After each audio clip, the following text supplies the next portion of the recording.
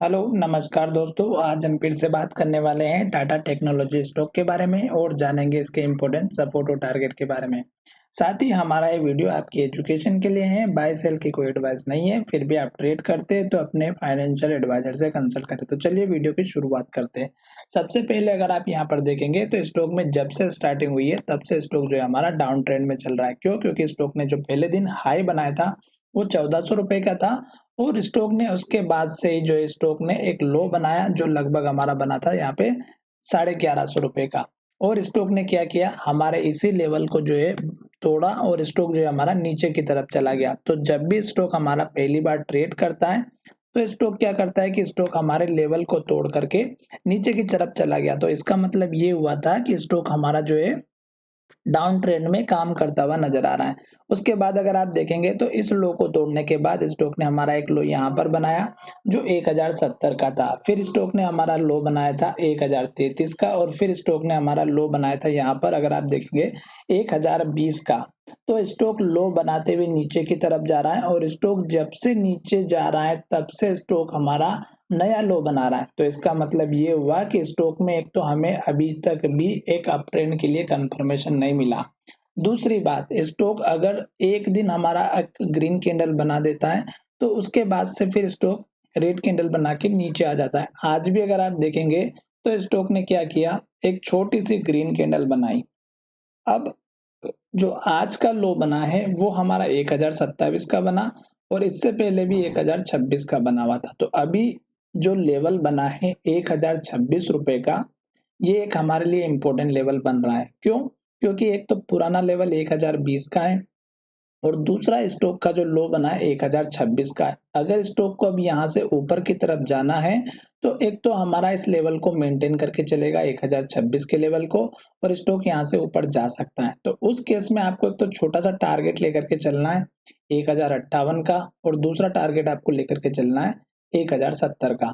फिलहाल स्टॉक में ये दो छोटे टारगेट है क्योंकि अगर स्टॉक हमारे इन लेवल्स को अगर अचीव नहीं कर पाता है और स्टॉक नीचे की तरफ जाता है तो आपको इस लो का ब्रेकआउट देखने को मिल सकता है।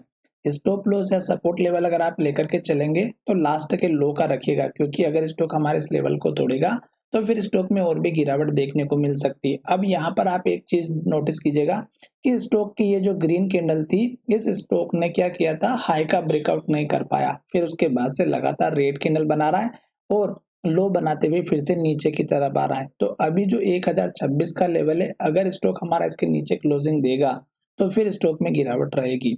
दूसरी इंपॉर्टेंट बात, आपको केवल और केवल कैंडल को फॉलो करना है और चार्ट को फॉलो करना है कि हमारी कैंडल किस तरह की बन रही। अगर आप यहाँ पर देखेंगे तो रेड कैंडल बनती हुई नजर आ रही, पर आज की कैंडल को अगर आप देखेंगे तो ग्रीन कैंडल बनी है और कैंडल ने हाई के तरफ क्लोजिंग दी है। पर ये जो कैंडल बनी है ये हमारी बहुत ही छोटी बनी है जो कि कल के हाई के भी नीचे हाई बनाया और कल के लो को भी तोड़ करके लो बनाया। बस एक पोजीशन ये बन रही है कि ये एक पॉजिटिव कैंडल है।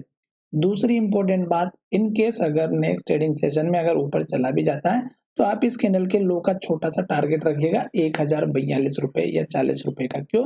क्योंकि यहीं पर स्टॉक ने पहले सपोर्ट बनाया हुआ था और यहीं पर स्टॉक ने हमारा मल्टीपल टाइम्स पे स्टॉक ने ओपनिंग किया हुआ था और क्लोजिंग भी किया हुआ था और लो भी बनाया हुआ था। तो 1040 का आप अपना एक छोटा सा टारगेट लेकर के चल सकते हैं। दूसरी इंपॉर्टेंट बात, आपको यहाँ पर एक चीज जरूर देखना है कि स्टॉक हमारा लो बनाते हुए जा रहा है जो कि 1020 का है। तो आपको इस लेवल का सपोर्ट जरूर लेकर के चलना चाहिए क्योंकि अगर हमारा फिर ये लेवल टूटेगा तो फिर स्टॉक नीचे जाएगा और फिर हमारा ये लेवल क्या काम करेगा, रेजिस्टेंस का काम करेगा। तो इस तरह से आपको सपोर्ट और टारगेट मिलते हुए नजर आएंगे।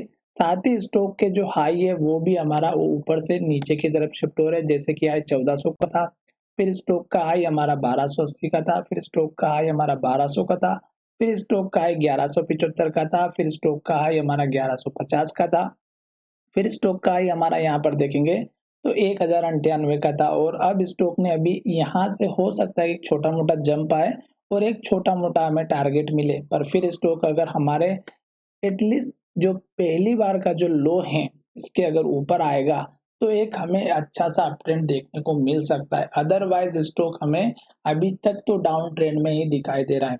आशा करता हूँ कि हमारा वीडियो पसंद आया होगा। अगर वीडियो पसंद आया है तो चैनल को ज़रूर सब्सक्राइब करिएगा।